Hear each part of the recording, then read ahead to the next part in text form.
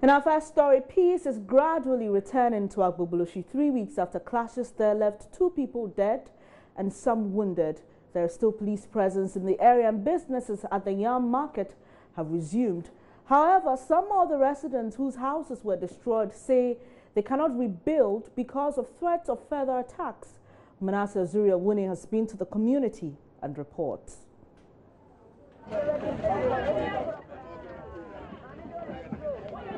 At the Konkoma Yam market at Agbogbloshie, it is business as usual. The young women are selling as truck pushers who are competing with head porters cart hundreds of tubers from the market. Apart from the heavy police presence in this area, it is difficult to imagine that this market was closed to business 3 weeks ago due to violence. The clashes interrupted business activities. The business is back now, but deep inside the settlement, the wounds of destruction caused by the violence are yet to heal. The structures and shops that were either looted or vandalized are yet to be put back into business. The head of the Konkoma Yam Market Association, Ezekiel Dana, says the owners of the structures are still away. He says some criminal elements have taken advantage of the situation, and until they are dealt with, there will not be peace. We have been here for over 30 years now. Since here was small, there used not to be this uneasy thing. But now that we have found out that some criminals has infiltrated into our midst who want to cause confusion. And therefore, we are urging the government, to put its feet on the ground, and all who are suspects, the police are here. At least they have gotten some names and know maybe if they have gotten wing of others, at least should help us weed out those partners who always want us these clashes to carry on, for they have their agenda. Joy News sources meanwhile say the police are meeting leaders of the communities on Wednesday to dialogue on how to bring lasting peace to what has become the biggest slum in the country. Among the steps to be taken is the creation of a neighborhood watchdog committee made up of members of the various groups in the area. This move, according to Joy News sources, has been sanctioned by the Inspector General of Police, David Asante Pietu. Let's go live now to Agbogbloshie, where some leaders of the factions in this conflict are meeting together with the police service and some other stakeholders to form a watchdog committee to clamp down on violence in the area. My colleague Maxwell Agbagba is on the line, and he has been in that meeting. Hello, Maxwell. So what can you report? What has been the discussion so far in the meeting? Well, Bennett, so the meeting is between some 15 tribe leaders who are here currently at the Grand Hotel where the meeting is happening. So we have 15 tribe leaders here, chiefs, opinion leaders, some youth are also here in the meeting. Then at the NGO called the National Catholic Health Service, is also here. The police is also part of this particular meeting, and all is in a bid to draw a roadmap on how we can achieve long-lasting peace in Agbogbloshie, specifically on the Yam market, where the violence erupted some weeks ago. So as it stands right now, some few minutes ago, we had Chief Superintendent Kofi Operi briefing the meeting, and he has conveyed a message from the Inspector General of Police informing the members who are part of this meeting that the IGP has directed that a neighborhood watchdog committee, be formed in that particular area. Now, that neighborhood watchdog committee is going to be made up of various interest groups. So we're talking about 2 reps each from the Onion Sellers Association, from the Scrap Dealers Association, from the Yam Sellers Association, and all the interest groups in this particular area. So the 2 from each group will make up, from the 15 groups, will make up 32 people who will be part of the neighborhood watchdog committee, and then a police officer will actually act as a liaison officer between the members of the neighborhood watchdog committee and then the people. Now, the Chief Superintendent has also been speaking about increasing stability in the area. He says from time to time they've intensified their patrol in that particular area. He says that stands right now they have stationed permanently for the moment there, and they cannot give us timelines as to when they are going to move from that particular area. I've been interacting with one of the opinion leaders in the area, Frederick Opoku. He has lauded the decision to constitute a neighborhood watchdog committee in the area. But one thing that he's calling for is, he's saying that the police should move their patrols into the alleyways, into all the nooks and crannies of the Agbogbloshie market and all the other places that are potential hotspots, for conflict. He's saying that usually when you get a police patrol team on duty, they don't move into, into the alleyways. So sometimes they just station under a tree and then they are just watching when the real action is happening inside the community itself. Even though he has lauded the committee, the formation of the community watchdog, committee, he is calling for an intensification of the patrols by the police. And so, Maxwell, have they been talking about the implementation of these measures to deal with the conflict in the area? When exactly, for example, are we going to have this watchdog committee start work? Well, after Chief Defendant made that proposition, the community leaders here, the opinion leaders, all were nodding in affirmation. But as it stands right now, they're saying that they would have to meet later on to discuss it, and then be able to pick and choose who will be part of that particular neighborhood watchdog committee. Because one of the things that Chief Defendant mentioned was that the people who will be chosen by the community leaders and the opinion leaders will have to be vetted by the group. Now, they want to make sure that, some mischance or some unscrupulous people do not get a chance to be part of the neighborhood watchdog committee. Exactly. So that will happen.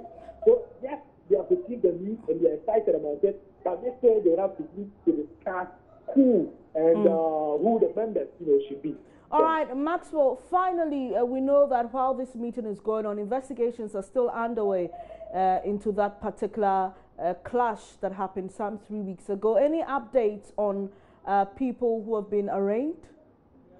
Well, I spoke to Chief Superintendent Yapei. Well, the only thing he talked about was about how the police their patrol, in that particular area, and then he mentioned in passing that investigations are still underway, but as it stands right now, some people are still standing trial at the court. But he didn't give us details into what has happened to that case as it stands right now. Right, thank you very much, Maxwell Agbagba Mike Lee, giving us some updates on that meeting between some opinion leaders in the Agbogbloshie community where some clashes led to the death of 2 persons 3 weeks ago. Away from that, government says it is considering a replacement of major bridges in the country that have been overstretched beyond their lifespan. The move is to mitigate the negative impact it will have on trade at both local and regional levels. Minister of Roads and Highways, Mr. Kwesi Amoako-Attah, revealed this while inspecting the state of the Yapei Bridge in the northern region. The bridge is to be closed down to traffic beginning today, May 3, 2017, from 6 p.m. to 6 a.m. to make way for emergency maintenance work. The closure brings to 2 the number of major bridges to be worked on in that region. The first was the Yapei Bridge. The Yapei Bridge on the Techiman-Tamale Highway is one of the major bridges connecting the northern region to the southern part of the country. The bridge was originally constructed to last for 50 years, but it's now in its 54th year and is set to be showing serious structural defect, requiring urgent repair works.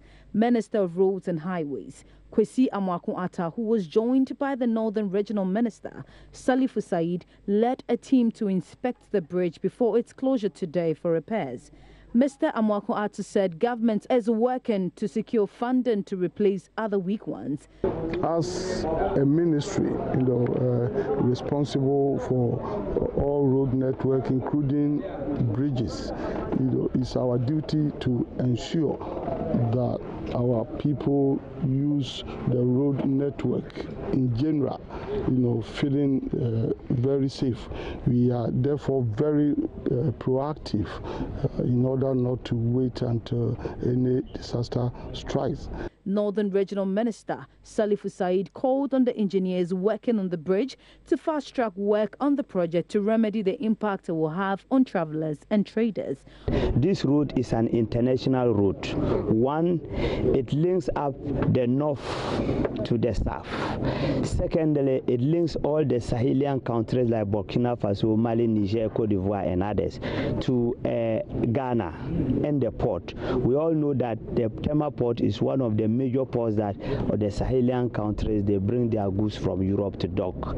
And then also, given the fact that the three regions of the north is the breadbasket of the country as well as even Africa, because Ghana we export a lot of crops to some other African countries. At the same time, we export to Europe. So it means that if these routes are, these two bridges are allowed to collapse, then it means that a lot of negative effects will happen, not only to the people who will commit. Work on the bridge is expected to last for 30 days, after which it will be in full use.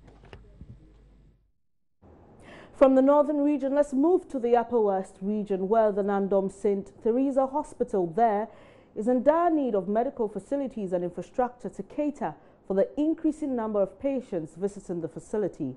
The hospital currently has one operating theatre, and this has resulted in a first-come, first-served situation in conducting surgeries. Doctors have to queue to use the medical theatre. Medical Superintendent of the St. Teresa Hospital, Dr. Robert Amesia, at the climax of the hospital's Golden Jubilee celebration, appealed to the government and other benevolent organizations to come to their aid. A Rafiq Salam report from Nandom in the Upper West region. The St. Teresa Hospital of Nandom first started as a maternity home and a dispensary in 1953 by the missionaries of Our Lady of Africa. Though their mission was to preach the word of God, the missionaries later realized that a particular disease called yaws was on the increase, prompting them to also take interest in the health of the people. The increasing number of patients to the center compelled the government in 1966 to approach the Bishop of the White Diocese to provide more and better infrastructure. Speaking at the climax of the Golden Jubilee celebrations of the hospital, Medical Superintendent of the St. Teresa Hospital, Dr. Robert Amesia, catalogued several achievements in its 50-year history. He noted that management with support and cooperation from the staff has over the years strived to outlive the challenges confronting them. However, the biggest challenge faced by the hospital now is the increasing number of orthopedic cases to the facility, which he wants the government to help complete an orthopedic center to ease congestion. And with the orthopedic services too, it is not complete without rehabilitation. And with the rehabilitation, we need a physiotherapy unit, which has to do with space and then equipment. Even though we have physiotherapists, 4 of them posted by the Ghana Health Service to help in service delivery, the space and equipment is not available. So we need help in that area. The other area we need support is an additional operating theater. Currently we have one operating theater which has to see to emergencies for maternal health care, general surgeries, and then orthopedic surgeries. Because it is one, sometimes some people have to wait. Even though we have enough doctors that could have been doing surgeries, 4 surgeries concurrently. Sometimes you have to wait for one doctor to finish a case, then you do another case. Dr. Robert then laid bare his future plans for the hospital. We want this hospital to position itself in a manner that all the essential basic specialized services will be provided. So currently we have identified 3 medical officers who want to train in the areas of specialized services that most of the patients in the Upper West region are referred to far places where they go with their relations and then with anxiety. So we are looking at areas of urology, then neurosurgery. There's already orthopedic surgery, but we're encouraging one of them to go and train and come and add up. and then we also need general internal medicine. Deputy Upper West Regional Minister Hamidu Chinia Isaku assured management of the hospital of the government's commitment in helping the hospital realize its dream. In order to strengthen the infrastructural needs of the hospital, the National District Assembly and the outgoing Member of Parliament started the construction of orthopedic ward and theatre at the hospital at the cost of 292,270.64 Ghana cedis. And my information is that it has reached lintel level. All efforts will be made to complete the project in good time. Reporting for Joy News, Rafiq Salam, Nandom.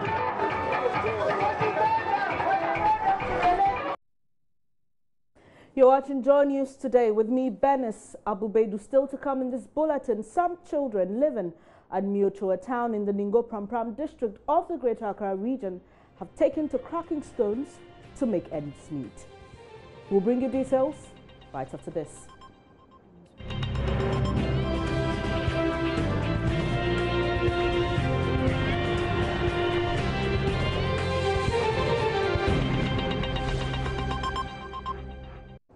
Thank you for staying here on Joy News today.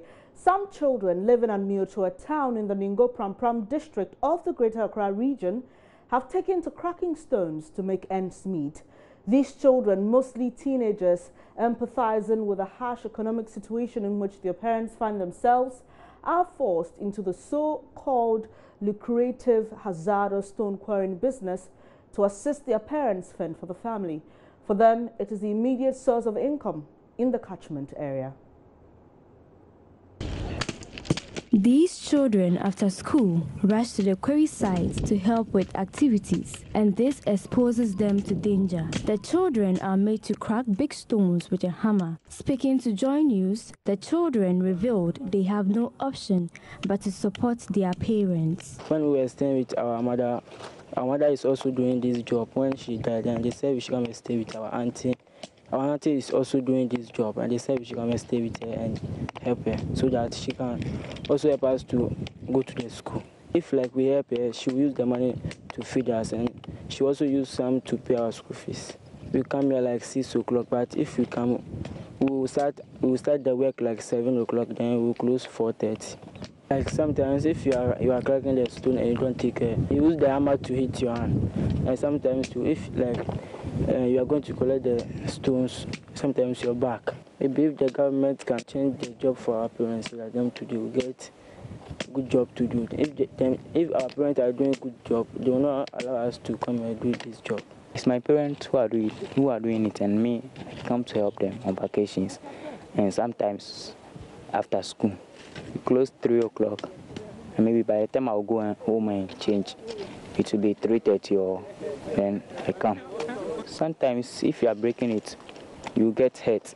They further revealed the challenges they face at school. Sometimes we don't close early, so if we go home, maybe if they are cooking too, you have to be helping them. So by the time they will finish cooking, maybe it's late. So sometimes too, I'll be tired and maybe I'll not be able to learn and go to bed.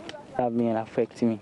Mother of one of the children, Madam Esther, explains why her child has to be in the quarry. Start here at 6 o'clock. We start work at 6 a.m. and close in the evening at 5:30 p.m. If someone is going to build a house, the person comes to buy the stones. The children help us so we can get enough income to enroll them at school. They are appealing to government and other NGOs to come to their aid so they focus well in building their future. I think we should stop. And maybe they can get a job for our parents to be doing it. That they can use it to take care of us. Josephine Biama Asante reporting for Joy News. The former Minister of Employment and Labour Relations, now Minority Leader in Parliament, Haruna Idrisu, has been making some statements as we celebrate today's World Press Freedom Day. We are particularly excited that today the president of the GJ is not reporting to his Congress. When I say Congress, this grouping of World Press Freedom Day of any of our practicing and functionary journalists on trial or in jail. At least if you recall the Eben Kwaku's Day, Excellency Haruna Ate is here, Kweku Bako is not here, George Nachine is not here, you would know that Ghana have gone beyond the dark days. And therefore, your unfettered freedom should not be taken for granted. And be assured, the executive, my colleague, will speak with it. Parliament, I can speak for it by virtue of my new position. Be assured, Parliament will not legislate on any legislation that will seek to transgress, strangulate, or censor the Ghanaian media. And therefore, we will support the executive to increase your freedoms and the enjoyment of those freedoms. Anytime I hear politicians rushing to court, I ask myself whether those politicians uphold the value that even a defense to libel and defamation, with my little knowledge of the law, the public interest becomes a prudent defense of it. I did it in the public interest. So you journalists, tomorrow, when we are worrying, you will just say that my action is justified in the public interest. But Chairman, the public interest is guaranteed under law. That leads me to my third admonition, and Chairman of GJA, to call on you to demand responsibility and circumspection from the Ghanaian media, and that they should not hurt reputations deliberately, be it personal reputation or corporate reputation. Therefore, we are not in a dilemma.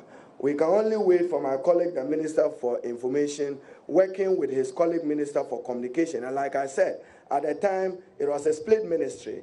So I'm sure I have seen a draft that I forwarded to the Minister of Information in a formal letter in 2013 for them to proceed for us to co-sponsor it. Once he brings it, you are assured that it's law.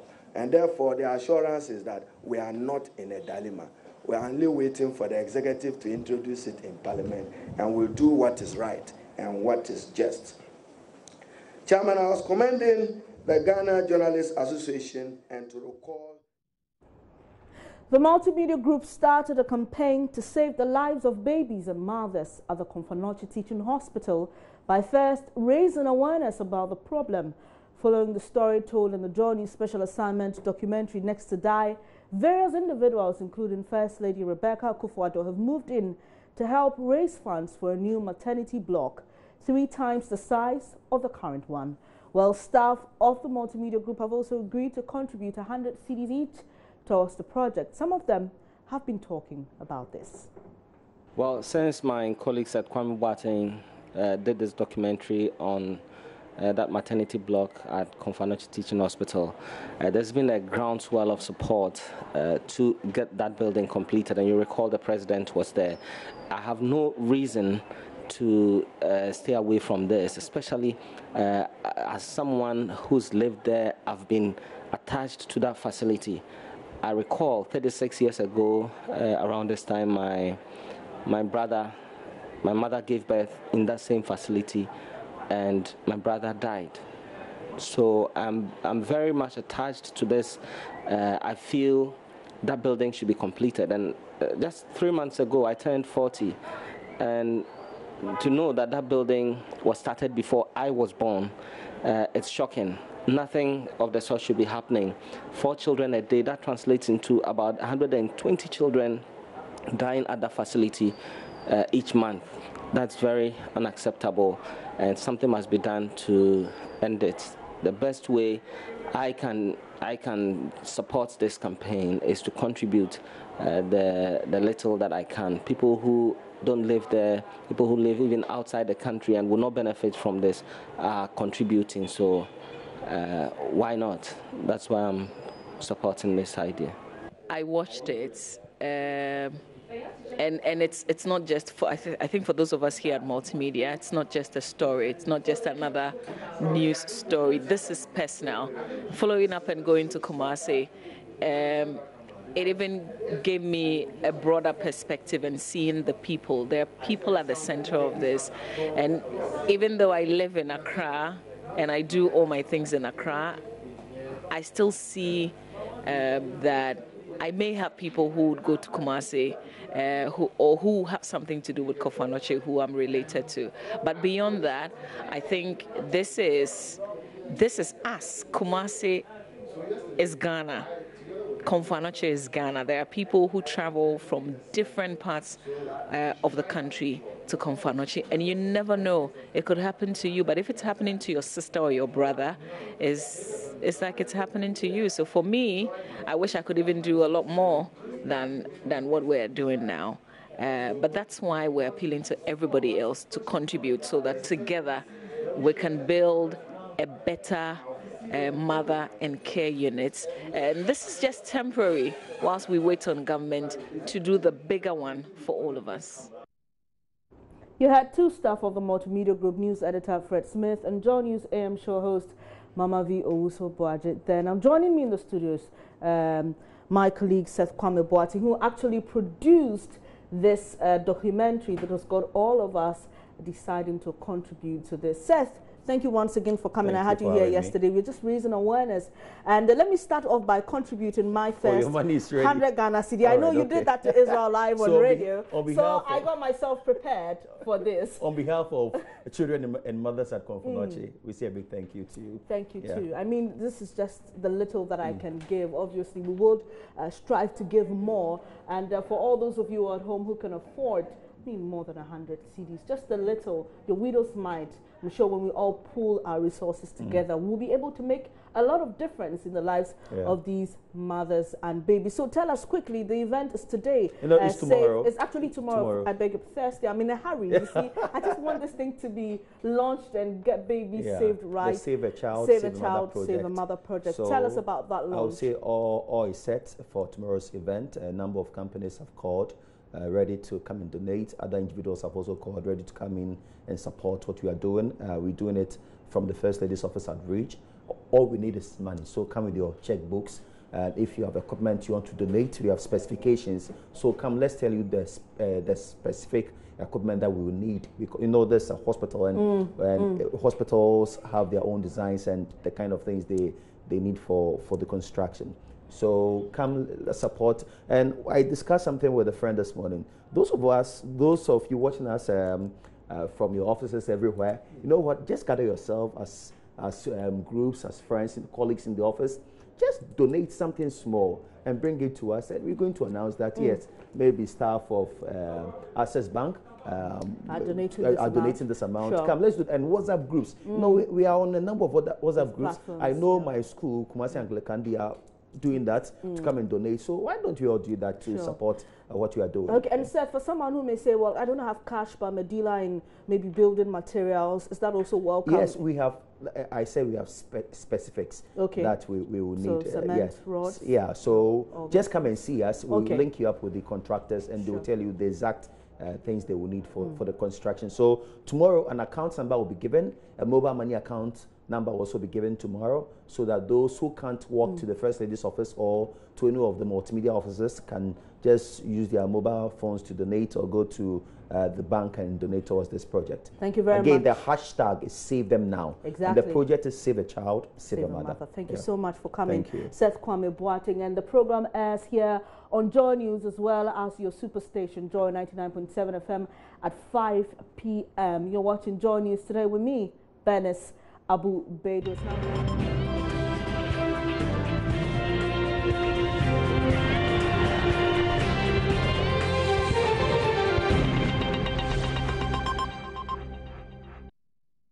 Thank you so much for your company on this edition of Joy News today. That'll be all. Before I go, a recap of our headlines. Former Minister of Employment and Labour Relations and current Minority Leader in Parliament, Haruna Idrisu, charges leadership of the Ghana Journalists Association to enforce the sense of circumspection and responsibility among its members as the association presses for the need to pass the Right to Information Bill while marking Press Freedom Day today. Also, doctors at the St. Teresa's Hospital in Nandom in the Upper West region queue to attend to patients needing surgeries due to limited space and inadequate medical infrastructure. At the facility, also, Yapei Bridge closes down today to make way for emergency maintenance to be carried by the Roads and Highway Ministry. Also in this bulletin, we told you the story of some children in the Ningo Pram district of the Greater Accra region forced into stone quarrying due to harsh economic conditions of their parents. For more news, log on to myjoyonline.com. You can also follow us on social media on Facebook and Twitter. We have Joy News on TV. The Marketplace with Emmanuel Yapei is up next. Do enjoy the rest of your afternoon.